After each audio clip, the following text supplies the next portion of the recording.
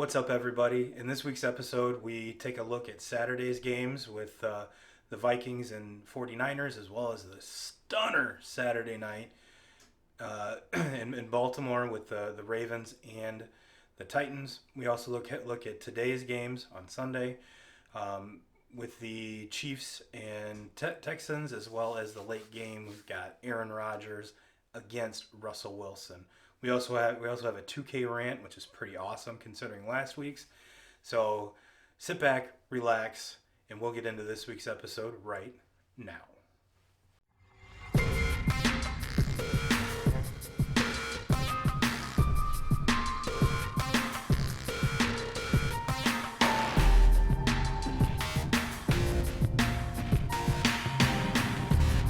2K crew, what is up? We're coming to you on Sunday. Man, this has been a hell of a sports weekend, and it's not even done yet. And 2K crew, we've got a mixed bag show for you today. And if you thought fucking 2Ks was fired up last week, ooh man, do I have something? We have a surprise for you. So sit back. This is episode 49, number 49, getting damn close to that 52 mark there, 2Ks. So I wanted to get something off my chest. You know, there was a post on the Facebook group by Darcy kind of talking about asking our opinion on who's the worst sportscaster. And I'm wearing this shirt for a reason. It's the Joe Buck Sucks t-shirt. I made this because I can't stand Joe Buck. And I tell you what, I've worn it out in public and people are like, where did you get that shirt? Well, I made it. It's on my Teespring store. So YouTube, what's up? Check out the Teespring store. In the website's in the description. Go ahead and subscribe, like, comment. We love you guys. But yeah, there was I think someone has dethroned Joe Buck. There, 2Ks. Looking Friday night was kind of cruising around and stumbled upon a Pac-12 basketball game, and fuck. What is Pac-12 basketball coming to, for one? Yeah, well, this isn't really much of a surprise for me because I've kind of avoided watching Pac-12 basketball over the years because of the guy that you're about to mention.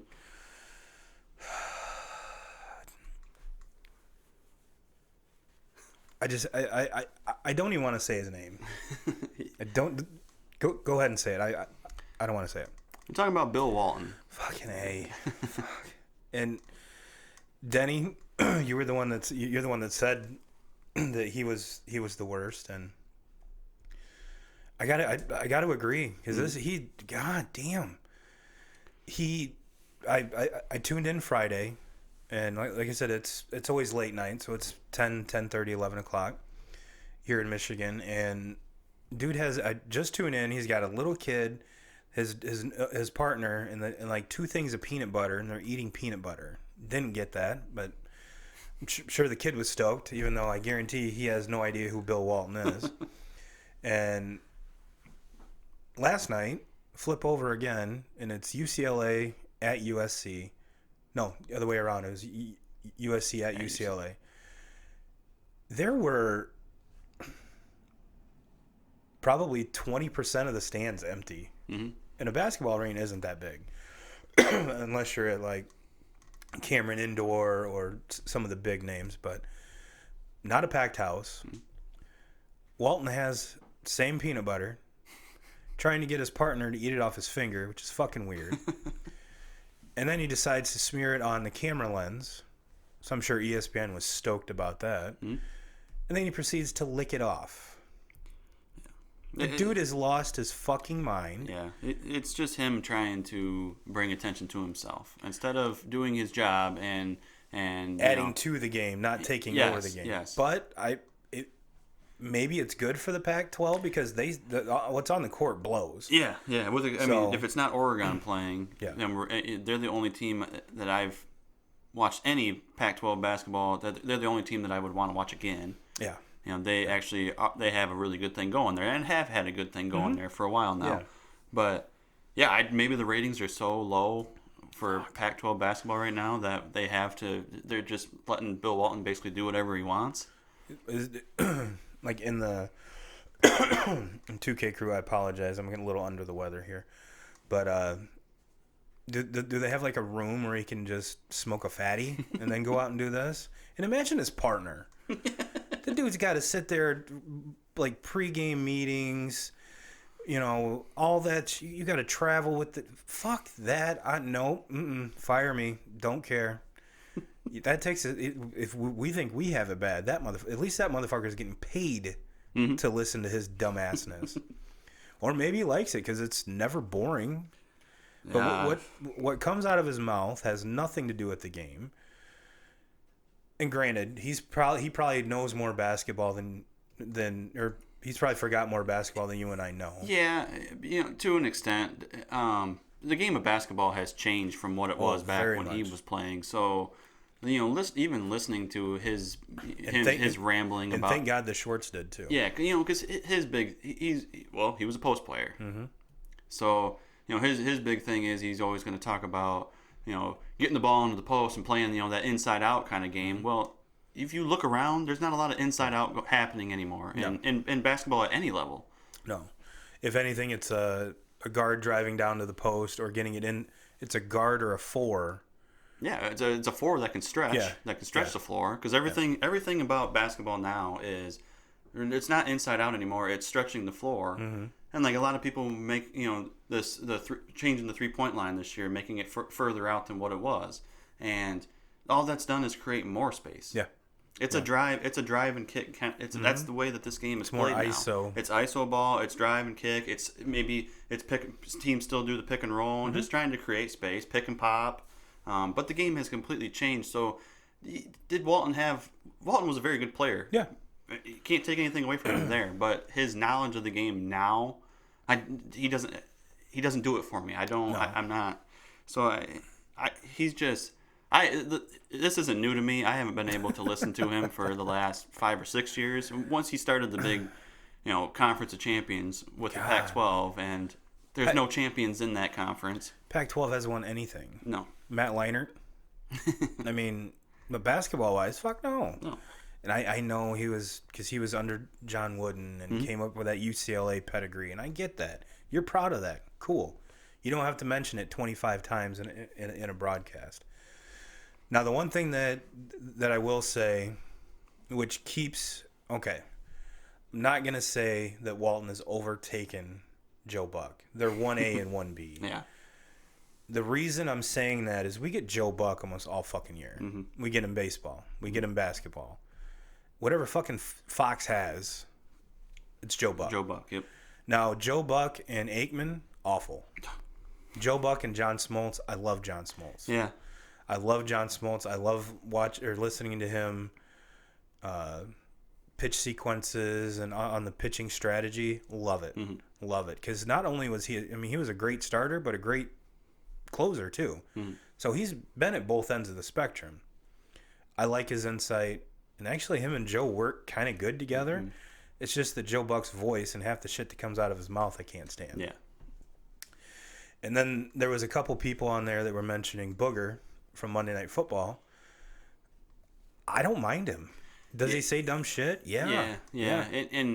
But I have a hard time. I have a hard time listening to him. I've had a hard time listening to Monday Night Football since you go back to Gruden and Jaws. Right. Those to me, I thought were about as good as it gets, and they worked very well together. Although kind of behind the scenes didn't really get along, and didn't really work well together. But during the game, it sure sounded like the product was still good. Yes.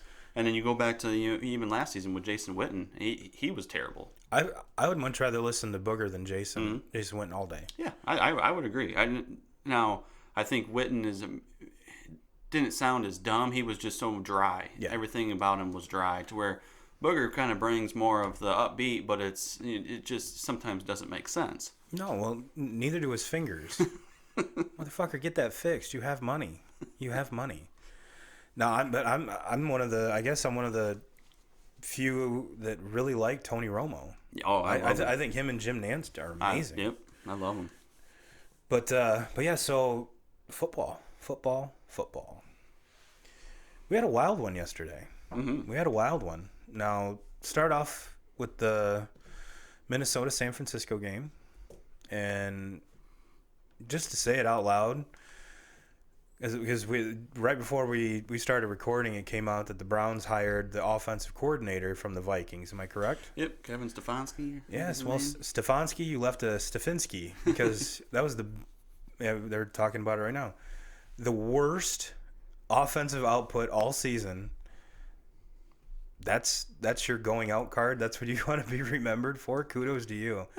And to be honest with you, I think I would much rather be the offensive coordinator at the Vikings than the head coach of the Browns any day. Oh yeah, that's where you go to disappear. I mean, you go there and you die. Yeah, but to me it was in that game. What was kind of intriguing is I would say, I could be wrong on this, but those the defensive coordinator for San Francisco. I think is it Saleh or Robert Saleh? I don't know, but the dude's fucking jacked. Yeah. Like, why is he not playing? But I would imagine that those are the two, and then Stefanski, those have to be the two that were kind of the 1 and 2 as far as for taking the Cleveland job. And if that was, I mean, watching that game, that should have been right there, number one interview. Yeah. Well, I mean, it goes to show you that the interviews took place before the game, obviously. Yeah. Maybe it was Stefanski being a little, his attention being diverted a little bit. I don't think so. I think it's that San Francisco defense was that fucking good. Yeah, and San Francisco, they were. I know, I get it. They were the number 2 draft pick. They tanked last year. They lost their quarterbacks. I'm pretty sure they went through like 3 quarterbacks. Yeah. So kind of like the Steelers this year. And it played out perfect for them. Mm-hmm. They were able to get the second pick. So where they went with that. They took Bosa, who probably was the best player in the draft last year. Yeah. And then loaded him up onto a stacked defense, and then have this, the Saleh kind of comes out of nowhere because I never really heard any talk about him until this season. No, and I would really like to see a bench press competition between him and Dustin. Dustin, I love you, brother, but I think he'd kick your ass. Yeah. That dude is fucking huge. But maybe Dustin's helping him because, dude, put that on your business card because that dude is wow. Mm-hmm. Wow. He's bald head. He looks scary. He really does. He looks like a defensive coordinator. Like I said, it looks like he should be still playing. Yeah.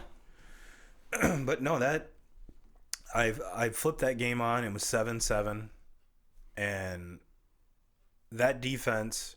Hell, what did Dalvin Cook have? Like 19 yards rushing on 9 attempts for something. Couldn't get anything going. I mean, they only had like 125 yards in total offense for a whole game. Mm-hmm. I mean, fuck. Yeah. And the thing about it is, Vikings offense, let's be real, they didn't look great yesterday, but not very many offenses have looked great against that defense all season long. You're very right. There's a reason why San Francisco is the 1 seed going into this. Well, and you could obviously tell that the bye week helped them a lot get healthy. Because that defense was kind of limping in. Mm-hmm. It was Jimmy G and the offense was not carrying him, but pulling more of their weight than the defense. Mm-hmm. So they benefited, whereas we'll get into the second game of the night where I don't think one of the teams benefited. Mm-hmm. But overall, I mean, that was a beautiful game played by the 49ers, and all the breaks that needed to happen. Not that they needed breaks to win, but it seemed like whenever the Vikings were just getting something started, it was squashed. Mm-hmm. They could get no momentum. Yep. I mean, hell, that punt that the dude hit off his chest. I mean, that was the defense went 3 and out. Mm-hmm. They did their job, and bink. Well, and that was getting back to horrible commentating. Mr. Collinsworth, when that happened, to go, his whole announcing was whoop. Then Al Michaels is like, well, fuck, I got to talk about this now. But yeah, just whoop. Thanks for the input there, Chris. Thank you. No, I mean, watching that game, you talk about the Vikings trying to find or get any momentum at all. Well, you can't get that when a team can run the ball like that against you. And San Francisco, they just played bully ball in the second half. There was a drive where they scored on, and they never threw the ball one time the entire drive. They just ran the ball right down the field. I think they ran it with Tevin Campbell the entire drive. Coleman, Coleman, yeah. Yep. Yeah, not the whole not way. not the '90s R&B singer. I apologize. But so that's kind of been the Niners' identity all season long is we're going to run the football. Mm-hmm. So do what you can to stop it, but not very many teams have been able to stop it all season long. No. We're not going to allow Garoppolo to he's not going to be the one that carries us down the field. He's going to hand the ball off. He's going to make throws when he needs to make the throws, but what we don't want him to do is turn the ball over. No. Because we can't give them. We don't want to give the other team the ball on a short field because our defense is as good as it gets. Mm-hmm. So and it's not like the Vikings defenses are slouches either. No. But and this is going to be kind of a common theme between this game and the later game. With all this, 5,000-yard passers, and we saw Michael Thomas break the single season catch record. Jimmy G had less than 200 yards passing. It was just like you said. It was the bully ball. It was we're going to eat the clock, jam it down your throat, wear you out. And like I said, that bye week had to come in handy because they looked fresh, they looked ready to go, and never once did I see Kirk Cousins look comfortable. Mm-hmm. And when you have Dalvin Cooks ran all over the league when he's healthy. Mm-hmm. So it's not like they have a slouch at running back either. No. And they have two great receivers and a tight end. So offensively, they have all the weapons and a good offensive line. But it just goes to show you that how much pounding a running a running game can do. Now the running game for San Francisco compared to the running game that we're going to talk about in Tennessee are two totally different. Because the 49ers have three dudes that can do it, whereas the Titans... They roll with one. Yeah, a very, very large one. But yeah, that was, to me, that it wasn't much of a surprise in that game. What did surprise me was, like I said, I figured it would be a little bit better game, even though it wasn't a very high-scoring game by any means. But with those two defenses, I really wouldn't project that. But regardless of the score, San Francisco had that game down entire from kickoff till 0-0. Yeah. That was their game. Yeah, they dominated the game. And they could have probably got into, maybe throwing the ball a little bit more and put more points on the board, but Kyle Shanahan's a great coach. Mm-hmm. There's no sense of it. He keep running the football because you're having success there. Mm-hmm. And when you run the football, the clock keeps running. Yep. And that's the only thing that they keep the clock running. They keep their defense fresh. And if that defense is fresh, teams aren't going to score on them. They're not going to score very many points. Nope. So yeah, that one wasn't a big shocker to me. No, the one that was the late night game or the second game. Wow. The Lamborghini that is Jackson kind of stalled a little bit. Yeah. You know what? I probably shouldn't say that because if you look at the stat line, you're going to be like, holy fuck. I think he's one of the few quarterbacks that have thrown for 300 yards and rushed for 100 yards in postseason history. Mm-hmm. But with the 300, I think it was 388 yards or somewhere right around there, he threw the ball like 52 times. Yeah. Anytime you make Lamar Jackson throw the ball 52 times, it's not the way they want to play. Mm-hmm. And you have him. They basically took the Ravens. They made the Ravens play their game. Oh yeah. The Ravens were not able to play. Look all through the season when the Ravens were having all their success. Yeah, Jackson's always getting about 100 yards on the ground running the ball, and he's throwing the ball maybe 18 to 22 times, and you got 4 touchdowns in there. He's not throwing the ball 50 times. No, he's not. And what I gathered, there's a lot of folks out there that were, oh my God, there's so many drops. Did you see the ducks he was throwing? You want to know why he's throwing ducks? Because you have him running the ball 20 times. You have him throwing the ball. He's fucking tired. There was a stat at the end of the game. I'm just shooting from the hip here. That the Ravens ran 90 plays to Tennessee's 55. Mm-hmm. Everything the Ravens dominated the time of possession. I just pointed out the fact they ran almost twice as many plays. and got shit on. And they dominated the time of possession, and normally that's what leads to winning games. Mm-hmm. The problem is all their drives stalled out to turning the ball over. Yep. Either there was 2 interceptions, a fumble, and then it was 4th and 1. They went for it both times and didn't get either. Yep. So Mike Vrabel, man, you got a fucking hot team right now. They beat the number 1 defense last week. Then they beat the number 1 scoring offense this week. So yeah, and they're going to play either the Texans or the Chiefs, which I would say both quarterbacks are similar as far as their style goes. And if they could contain Lamar Jackson the way they did, granted, neither Mahomes or Watson are runners like Jackson is. Man, I think they're going to match up well with either team. Mm-hmm. And one thing I didn't even think about, and they brought it up during the game, is that maybe one of the advantages that Tennessee had was having Mariota run the scout team, because every other team, and here's kind of a funny story too, is that every team tries to bring someone in to kind of replicate what Jackson can do. Don't get me wrong, Jackson's probably the only person on earth that can do what he's doing. And normally it's like the fastest guy, your DB, a wide receiver. But with Mariota, that was kind of his style. In Oregon, even, they always tried to make him into a pocket passer, which I'm still a Mariota fan. He just needs to be in the right system. And I think that led a lot to the game plan, the scheming. Now, here's a funny story that I heard on, I can't remember which podcast it was, but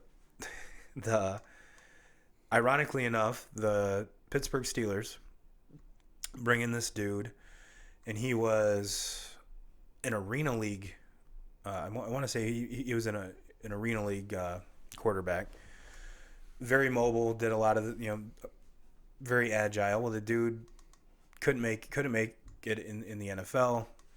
Lives in Minnesota, I believe, Minnesota or Wisconsin, and he's a huge outdoorsman, duck hunter, which kind of fits in with the whole scheme with Pittsburgh. But they brought the dude in to run scout team for 2 weeks because that's all he did was run. He run and could pass. So there's very unique ways that the league is trying to counteract this very unique talent. But yeah, just a little segue I thought was kind of cool. But yeah, so I would have never thought about that unless the commentator said anything, and I think it makes a lot of sense. I really do. But yeah, that was that game. I mean, the Tennessee's defense was stout. Yep. And Derrick Henry was Derrick Henry. The only player in NFL history to go over 180 yards rushing in 3 consecutive games. Big ups to that. Has the most rushing yards in his first 4 playoff game appearances by far now. I was hoping he was going to get to 200 yards. Yeah. He ended up with 195, but out of all that, I think he only got stopped for a loss 5 times in these 4 games, which is crazy to me. But yeah, that Tennessee came out hot. Oh yeah. And they punched the Ravens right in the fucking mouth, and the Ravens never recovered. Well, one of the biggest plays right off the bat. I mean, the Ravens offense on the very first drive moved the ball right down the field, and then they throw a pick, and that kind of changed the whole game. Like Tennessee kind of started to think at that time, we got a shot, and then they were able to match it with a touchdown right there. And jumped out to a 14-0 lead real quick. Yeah, and then basically once you get a lead, if your defense keeps on playing, they're going to keep running the football and they're going to run the clock. And especially with Derrick Henry back there. They win another football game against, I think about everybody going into this playoff was saying that, maybe some people were leaning on San Francisco, but most people were saying the Ravens were the team to beat. I'm almost positive that 99% of the people had, the Ravens, Niners penciled in the Super Bowl already. Didn't really fucking matter. Didn't really matter. I was not one of them, but there. A lot of people, of people that were saying that. And here we're looking at another game where I'm looking at the stat line of last night's game, and for Tennessee, it's basically the same stat line that it was against the Patriots. Yeah. Now, they scored more touchdowns in this game, but you look at Tannehill, he throws the ball 14 times. For like 88 yards. 88 yards, 2 touchdowns. He went one of 5 in the second half for 9 yards. Mm-hmm. Something ridiculous like that. So, yeah, this is his second game in a row. He's thrown under 100 yards, and they've won the game. Yep. So, can you kind of see that maybe San Fran, Tennessee Super Bowl might be one of the more boring Super Bowls if you're looking for scoring. I know last year's, wow. But this, if that were to happen, I think it'd be awesome because, especially for all the football purists out there that don't like this, air it out, throw the ball 50 times. It would be like a Big Ten title game. Back in the day, just three handed off 3 yards in a cloud of smoke type deal. And I think it'd be awesome. I really do. Oh yeah. And because you have all these high-flying offenses, the Drew Breeses. We're watching Pat Mahomes here. And even he's kind of slowed down in the second part of the season, but his team's still winning. Yeah. And they had to slow it down as far as for the Chiefs and start to run the ball a little bit more. They were putting too much. I wish they would have ran the ball more with Damian Williams throughout the year. It wouldn't have lost so many fucking fantasy leagues. They decided to do that in the last 2 or 3 games of the season, and those have been their best football games leading into the playoffs. 2Ks didn't fucking help me in fantasy. Just saying. I agree. They should have called me. I would have let them know. Yo, dog, this guy's pretty good. You should give him the ball more. But you look at it last night. You got Derrick Henry carrying the ball 30 times for 195 yards. He also threw a touchdown pass. So they're running. They had. I mean, the game was in their hands, and they had the Ravens on a string, and they were playing their game. But I love this. I love the way the Titans have played, and most of the credit goes to Vrabel. To me, is they go into this playoffs with they have nothing to lose. No. Nobody expected them to be a 9-7 team that no one gave really 2 fucks about. Now, what was really kind of cool, you mentioned a running back throwing a touchdown pass, and you had a quarterback rushing for one. Ryan Tannehill, the great option quarterback that he is. And what's funny is that after that, the commentators were like, "Oh well, you go back to his college days. He was a wide receiver.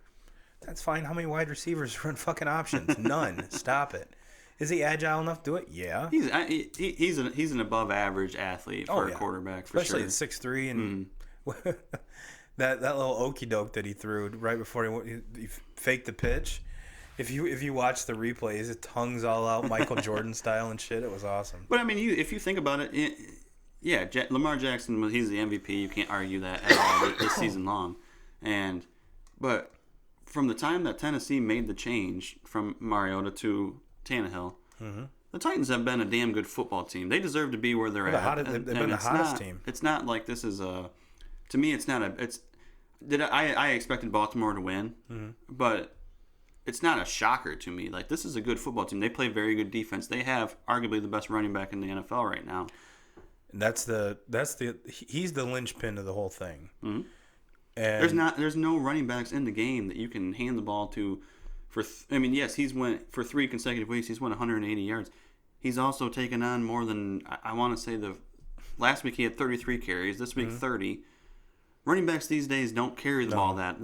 No, and we touched on that last week. I mean, you're going back to the Vikings and Peterson days, where give me the ball 40 times, or even with Le'Veon Bell before his whole debacle. And the difference with Bell is they would find different ways for him to get the ball. Whether throwing, they're not throwing very many passes to Derrick Henry. There was a couple. There was a handful, but Bell was catching 7 or 8 a game. Well, Bell you could put out in the slot if you really wanted to. But no, you're right. He's a very, very unique talent. I'm glad that like we touched on last week, we're getting to see that talent now. And yes, he's going to be a very rich man. Very rich man. So let's get into the games going on today. Like I said, we're recording on Sunday. We're getting ready to watch the first game here, the AFC. We're at the Texans at Kansas City, and this is the biggest spread out of them all.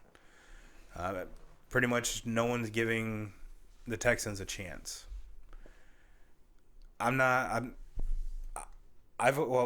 Before we do that, I put out a poll on the Facebook group, and I did it early this morning, so we do have kind of a bit of data here to go off of. But I probably can guess what everyone said. So let me find that. Here we go. So very simple poll. Who do you got? Chiefs, Packs, Seahawks, and Texans.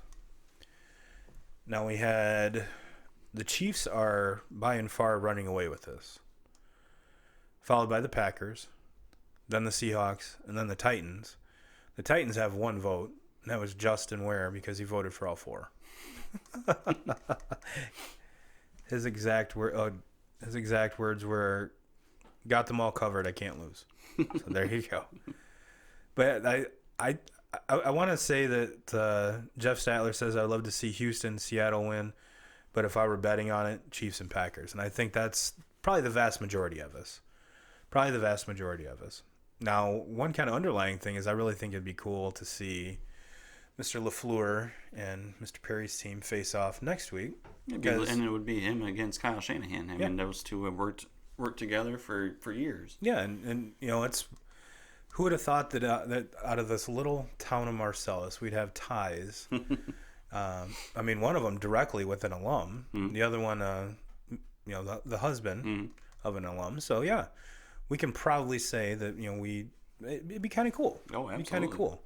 And we're, regardless of the outcome, we're more than ecstatic for both of them. I mean, hell, you and I, Dustin wanted us to give our preview, and we basically shit on him. Well, shows how much we fucking know. Yeah, let's like I said, there's pretty much everyone's leaning towards the Packers and the Chiefs. Would it surprise me if Houston won? Not at all. Not at all. They have the weapons to do it. Will Fuller is playing today, which I think, as much as DeAndre Hopkins is a beast, I think Hopkins gets way better when Fuller is streaking down the field. Just to open it up, take the double coverage off, and because if not, you're just double covering Hopkins the whole game. And their running game's sound, and the things we've seen Deshaun Watson do, he won that game last week pretty much by himself. So would it shock me? No. Have we seen Deshaun Watson have some clunkers? Yep. In particularly the 2 weeks that Franklin beat me. I can tell you exactly which weeks. Have we seen Pat Mahomes have some clunkers? Yep. Yeah. Do I believe that Mahomes is the best quarterback in the game right now? Sure do. I just think that J.J. Watt's back. He had a very good game last week. He was one of the major reasons that they won that game. And these teams have played already during the season.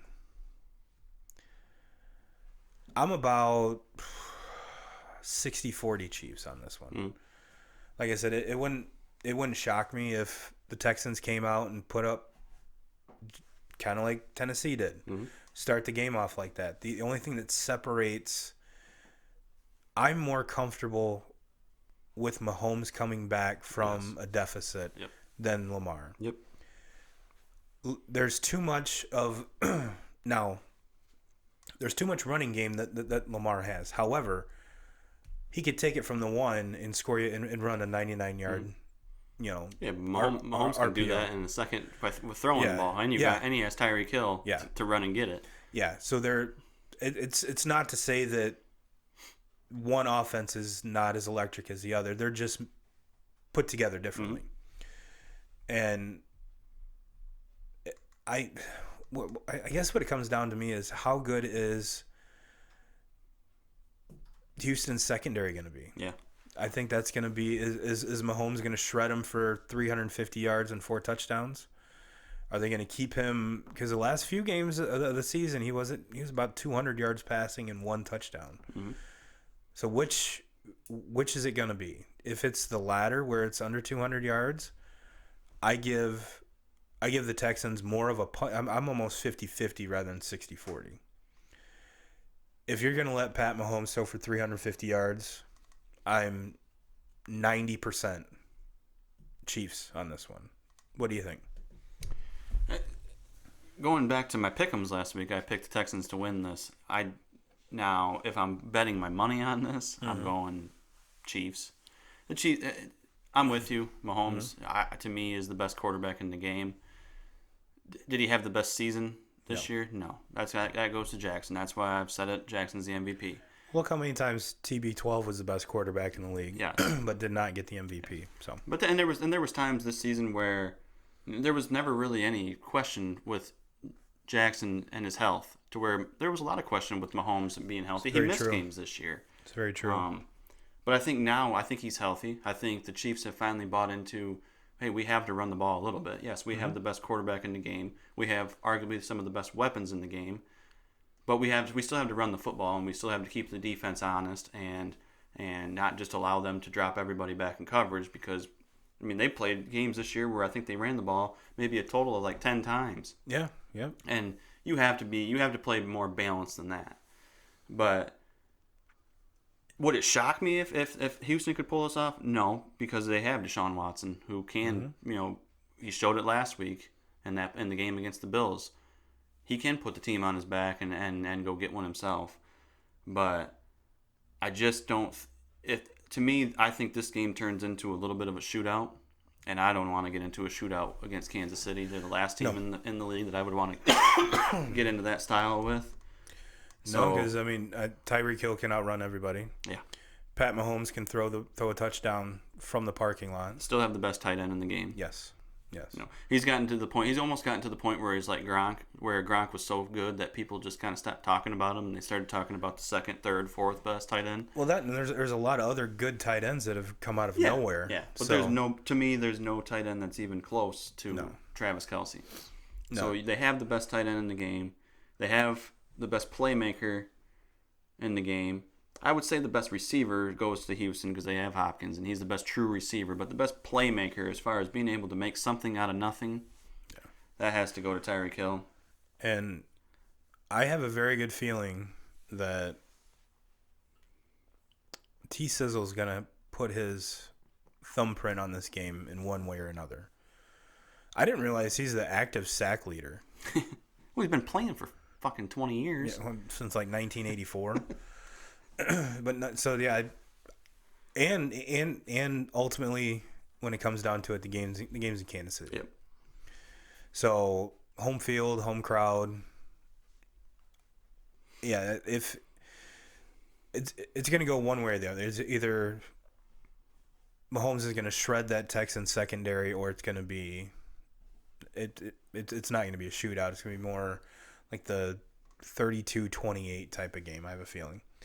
To me, for Houston to have a chance, and I've said this about pretty much every game in the playoffs, they have to be able to run the ball against Kansas City, and that doesn't mean just turning around and handing the ball off to Hyde and letting him run the ball. Deshaun Watson has to carry the ball 10 times plus, and he has to have success in running the game, and maybe in third down, get some third down conversions with his feet. And if he can do that, then the game could be interesting. And they had to play a perfect game, no turnovers. I think they have to turn Kansas City over, which Pat Mahomes isn't one to throw a ton of interceptions, but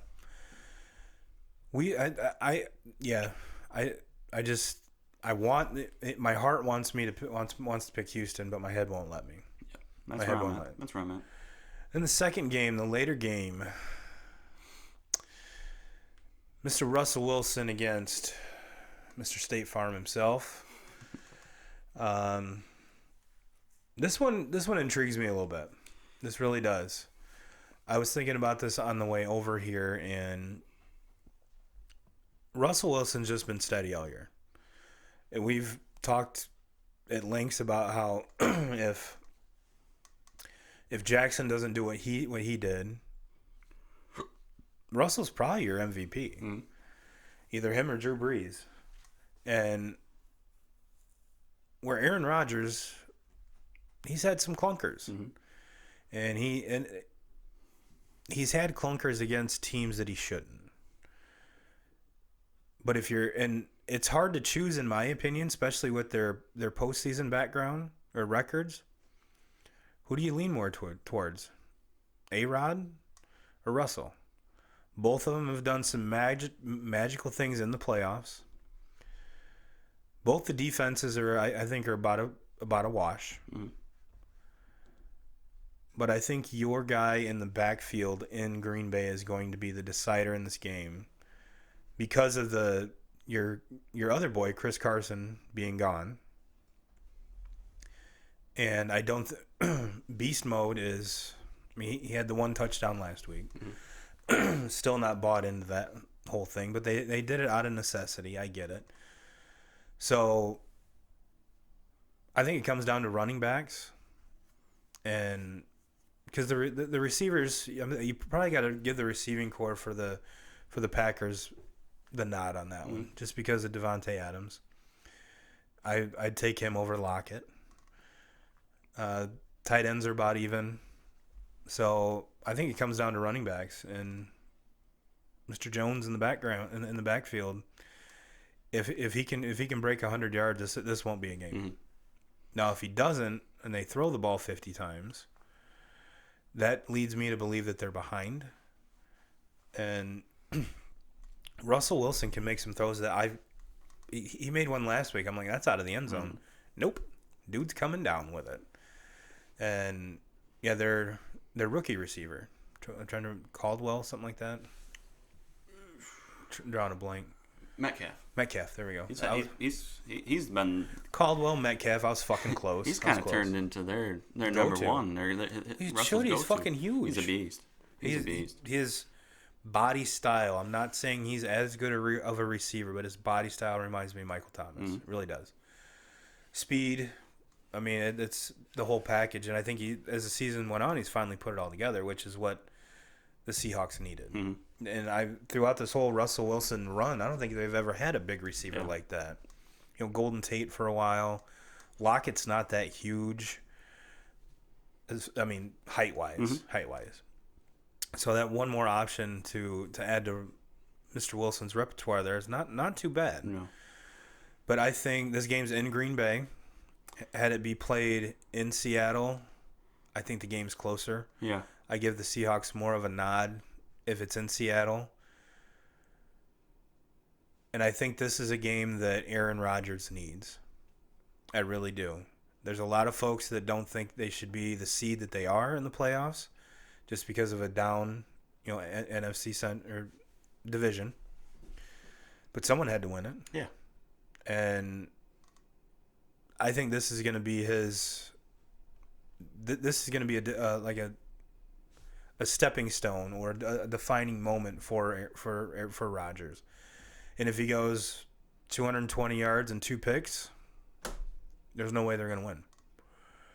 It's something that he's going to have to. I think he's going to have to put up 250 to 275 yards and 2 touchdowns. And Jones is going to have to get 100 yards. And I think they can do that. I don't think it's going to be that. I think they're going to have their way more with Seattle's defense more than Seattle's offense is going to have their way against Green Bay's defense, if that makes sense. Mm-hmm. What are your thoughts? Man, this one's tough for me. I'm kind of, one minute I'm picking the Packers, and the next minute I'm picking the Seahawks. It's hard to pick against Russell Wilson. It is. And, when I think about, the Packers having home field advantage in the playoffs, normally this time of the year you're looking at weather like what we had last night. Mm-hmm. It's the frozen tundra. Yep. Or it's teens or it's single digits weather and it's snow. Not 35. It's going to be 30 degrees, probably the sun shining a little bit before it gets dark there, and not high winds or anything like that. And to me, with the weather being the way that it's going to be, that plays into Seattle's favor a lot. I mean, because Man, I can go either way. And then I look at like Aaron Rodgers hasn't had a typical Aaron Rodgers season this year where he's lit it up statistically. It's not been like his MVP but he doesn't have status. To. He's got a running game, and he hasn't had a running game for years. Mm-hmm. He's got a defense, and I don't know if he's ever had a defense. And I'm not saying that this is a powerhouse defense like San Francisco's. No, but it's top 10. Yeah, they're a solid defense, and they can get pressure on a quarterback. And they're going to be able to get pressure to Russell Wilson. Yeah. But then I think about Russell Wilson and big games and situations where maybe not. I'm hard pressed to find a quarterback that's better at coming from behind calmly. And yes, if it was in Seattle, he's better there, but he can do it on the road also. So I can go either way on this game, but I'm the same way. I'm gonna pick the Packers because it's at home, and I think that home field advantage is gonna play a huge factor in this. I think Seattle's defense has been kind of and definitely not the Legion of Boom. They have nobody in that secondary that's going to be able to stop Devontae Adams. And I think Devontae Adams will get going. I think that's going to lead to Aaron Jones going, getting his thing going. And I don't think it's going to turn into a game where Aaron Rodgers is going to have to throw the ball all over the place.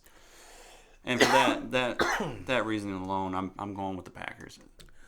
So we're pretty much on board with the same teams, kind of for the same reasons. If Seattle had Chris Carson going in this game, I think that might be the difference. That might be the difference to me. Yeah. But them going kind of limping into these playoffs with a washed up Marshawn Lynch doesn't do it for me. No, in a turban, and a rookie that's. And that's the thing too. You look at they lost Chris Carson, but they also lost their other back to right down.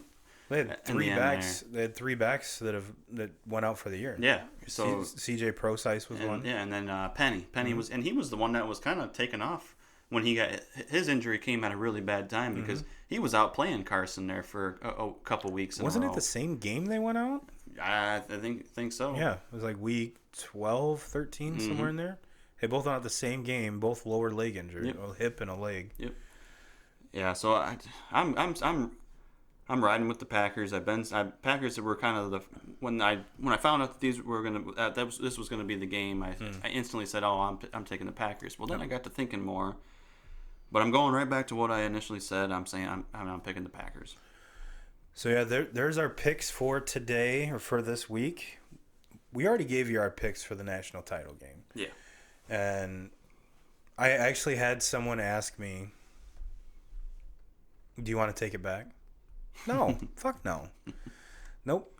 I'm still riding and very confident in my Clemson pick. I still am. So for those of you that message me, oh yeah, just give yourself a week. You'll talk yourself out of it. Nope, not happening. Not happening. It's hard to talk yourself out of Clemson, Dabo Swinney, and what he's got going on there. I mean, the luscious locks of Lawrence. Look what Lawrence did last season in the national championship game. I mean, played his best football game of his career. Yes. So, Mr. 2Ks, you were going on kind of a rant again. 2K crew, he's been bringing it every week so far this year, and I love it. He comes in and just starts. So, last week it was his ode to Bears fans, which kind of started a little Facebook war. It wasn't even a Twitter war. So, this week, what went down during the final, or it was in overtime, of the Saints and Vikings. So, not really sure how to preface this, but it was the last play, or what ended up being the last play for the scoring play. Which brings up a whole another problem that I have with this whole thing too. But let's just get into what. One rant at a time, 2Ks. I want you to space these out so we don't just kind of dwindle off. We want to keep the rage. We want to keep the fire. So for those of you that live under a rock, Kyle Rudolph pushed off on the DB to catch the game-winning touchdown. So 2Ks, the floor is yours, and I'm just gonna let you go, brother. No, first off, I don't. It's not that I have a problem with the Kyle Rudolph push off to score the touchdown and win the game. That's not what I have the problem with. To me, the problem that I have is with the officiating, with the NFL as a whole, and it happened last season, and it just happens to be the same team that we're talking about this season with the Saints. Yep. And the pass interference that was not called last year in the Rams-Saints game. Was it pass interference? Hell yes, it was pass interference. Yes. I think we can all agree on that. But it wasn't called. Nope. So then they implement this rule in this offseason for we're going to be able to challenge and review pass interference calls. Whether it's a pass interference call or whether it's a no call, they can review it and make the call. So you put this rule, you implement this rule into the game. You're not doing it to change the deciding, to decide a game in week 3 of the season. You're making this rule so that way games are not decided on missed calls or blown calls in playoffs in the biggest games in the biggest games of the season. And if you look at it at the beginning of the year, how many of those challenges were challenged? Nah. Yeah. Nah. Yeah. And then it was week 8 or 9 where they looked back and they were getting heat on it. Like, oh, well, we're actually supposed to review these? Yes. Fuck. Okay. So then you started seeing a little bit more of them be either overturned or called pass interference. So, and first of all, let me get one thing straight. I'm not a Saints fan, and I am not a Vikings fan, so I have zero dog in the fight. I don't care. I'm looking at it as a football fan. Your team didn't even make the playoffs. Yes, I'm looking at this. Either did yours. Or your fantasy team. Nope. I'm looking at this as a football fan, and I want to watch the best possible product week in, week out. Absolutely. As a fan of the game, not necessarily as a fan of these teams. But, so you may, and I said it before the season even started, how stupid this rule was of putting it, that you're able to challenge pass interference calls. To me, it opened up a big, huge can of worms that I said at the time, the NFL was not going to back it up. Nope. When the situation was big, they were gonna just kind of disappear. Exactly what and they that's did. Exactly what happened. In the biggest game of the season to that point, I realize we haven't gotten to where we're at now or the Super Bowl, but the biggest game of the season to that point, there's a push off in the end zone. All season long, you've been reviewing that play. Now, remember, this is overtime, or anything in the last 2 minutes of the game or into overtime, you cannot challenge. The officials, yes, it's a booth review. And the NFL, the officials, whoever is in charge of this, just fucking decided to pull the curtains and hide behind them, not review it, not even look into it. They shit the bed. They did not do their job, and maybe it's a coincidence that it happens to the Saints again, and they're the reason it was Sean Payton post game bitching and Saints fans going nuts and death threats going to the officials last year that didn't make the call. So maybe which I mean we don't promote or don't do that. No, maybe it's in the end karma is kind of a bitch, no, you made the fucking rule. You knew that. Maybe not in the very first season that we were going to have to do this, but eventually this was going to come up. Yep. And you don't have the balls to stop everything. You got Vikings, players crashing the field. And you don't have the balls to stop everything and throw it to the booth, overturn the call, and keep playing football. Yep. And that's where it was a total fucking failure. To put it in football terms, they dropped the ball. Yes. They really did.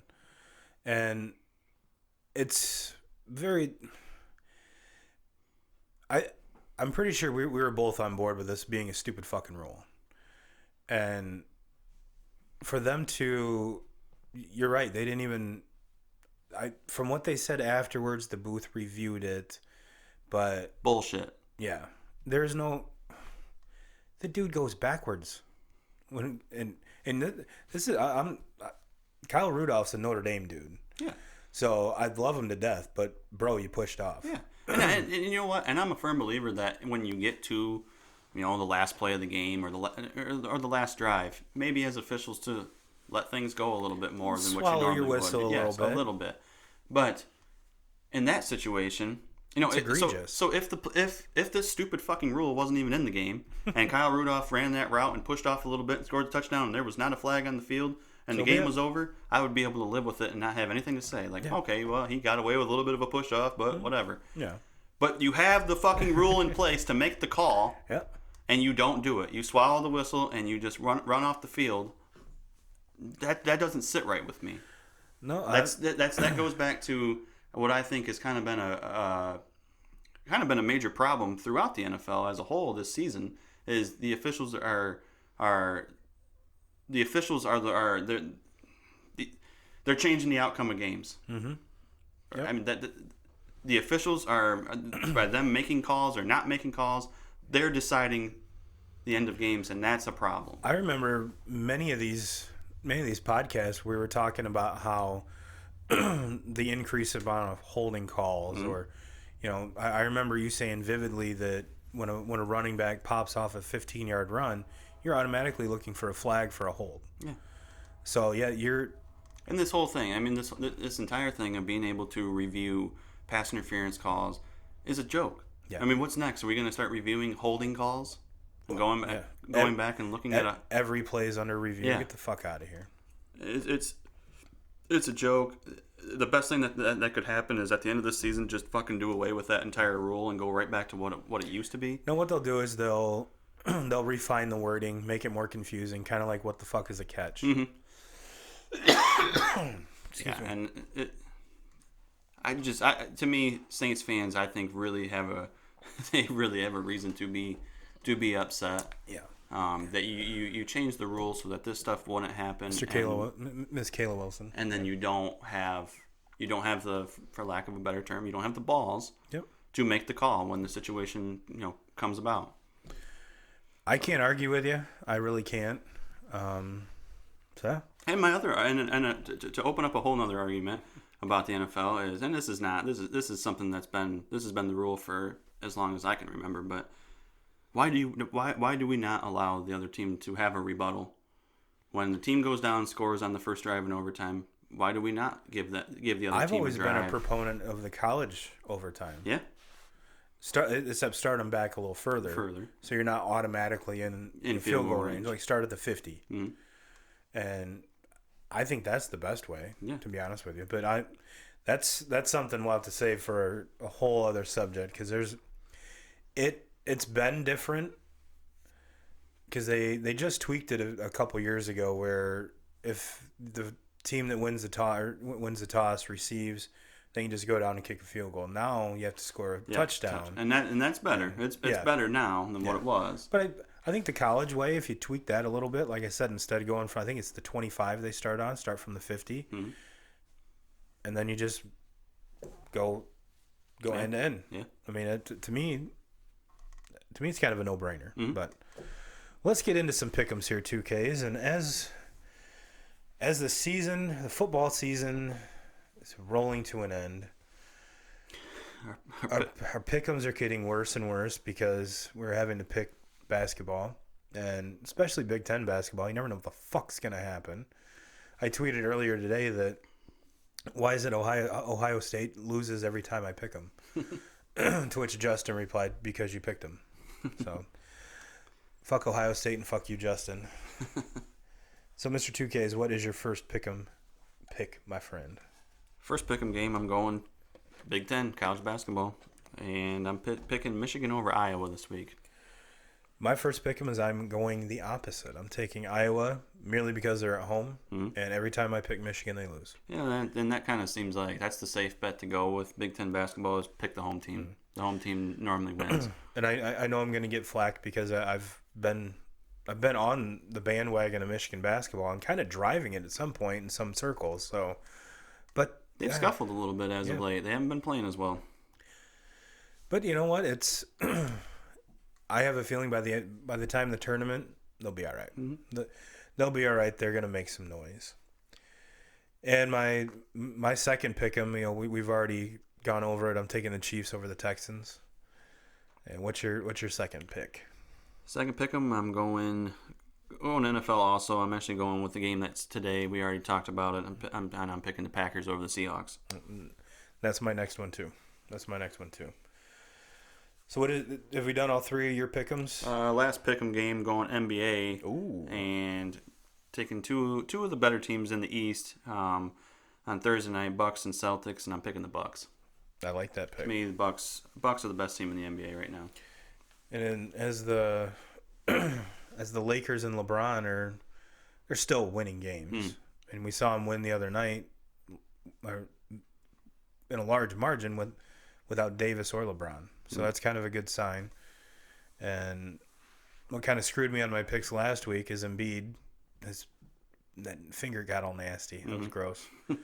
That was gross. And like I said, that team goes as Embiid goes. So unfortunately, he's going to be down for a little bit longer because he's got to get surgery on his finger.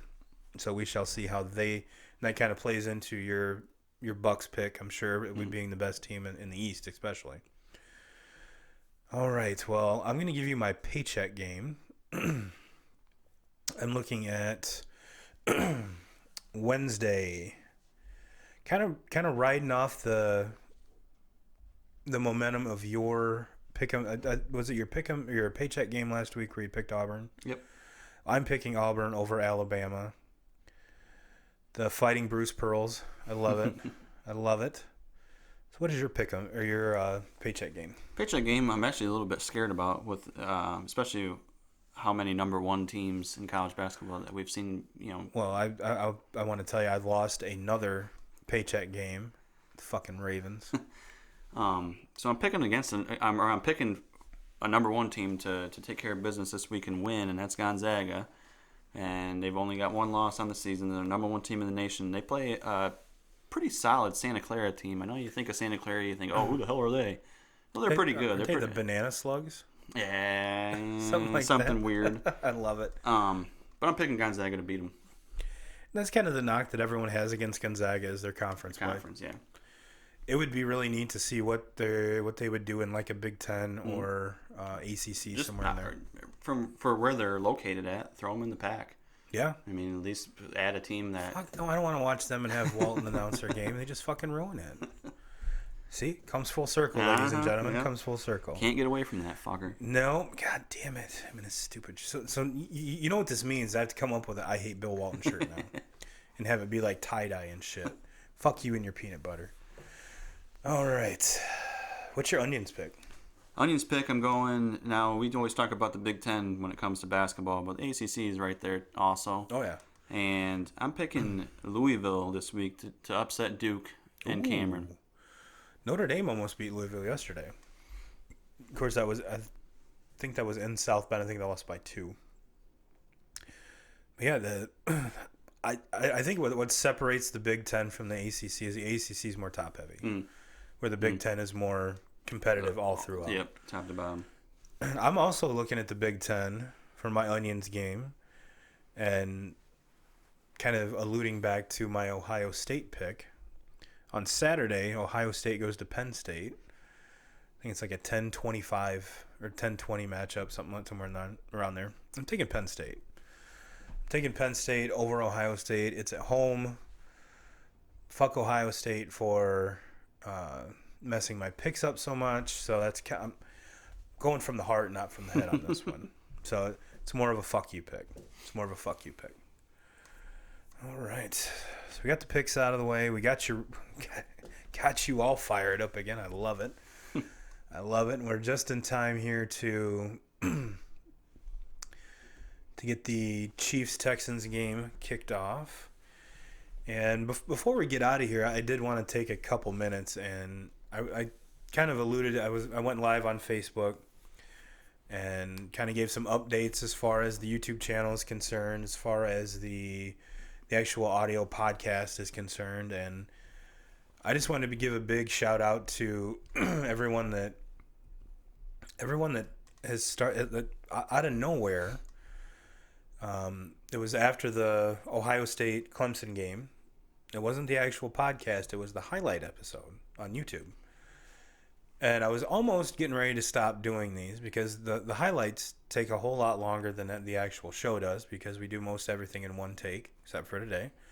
And I really don't go in and edit out a lot of ums and ands and stuff like that, because that's kind of who we are. Take it or leave it. Fuck you if you like us. Fuck you if you don't. But so I was almost getting ready to stop doing those. and I go to upload the episode from 2 weeks ago, well, last week's, and all of a sudden this highlight video has 160 views, and we've been averaging about 15. I'm like, holy shit! And not only that, but it's helped. Like all of these 162 people watched a whole lot of other videos, so our 10 to 12 are now 30 to 50, which is completely awesome. Mm-hmm. And it's kind of a cool feeling to know that, you know, we've been doing this for almost a year and we're getting traction and more people are listening to us. So it's kind of a cool feeling. So I just wanted to say, and correspondingly, where we were getting 20 to 25, sometimes 30 downloads an episode for the audio side, we're almost up to 75 now. So a big shout out to everyone. Shout out to the YouTube land. We love you guys. Hit like, subscribe, comment below. We love interacting with you guys. Get on the Facebook group. Hit us up on the Twitters, the Instagrams. Fuck, I almost made it a whole episode without saying something stupid. The Instagrams. We love you guys. We'll catch you next week. And as always, Jim Rome, we're coming for you. All right, 2K crew. Thanks for watching. Thanks for hanging in there with us. If you made it this far, you might as well click on another video here. See where we go from maybe a last week's episode or a previous episode here. And don't forget to subscribe. And for those that are subscribed, thank you for subscribing, like, comment, and we will see you next time.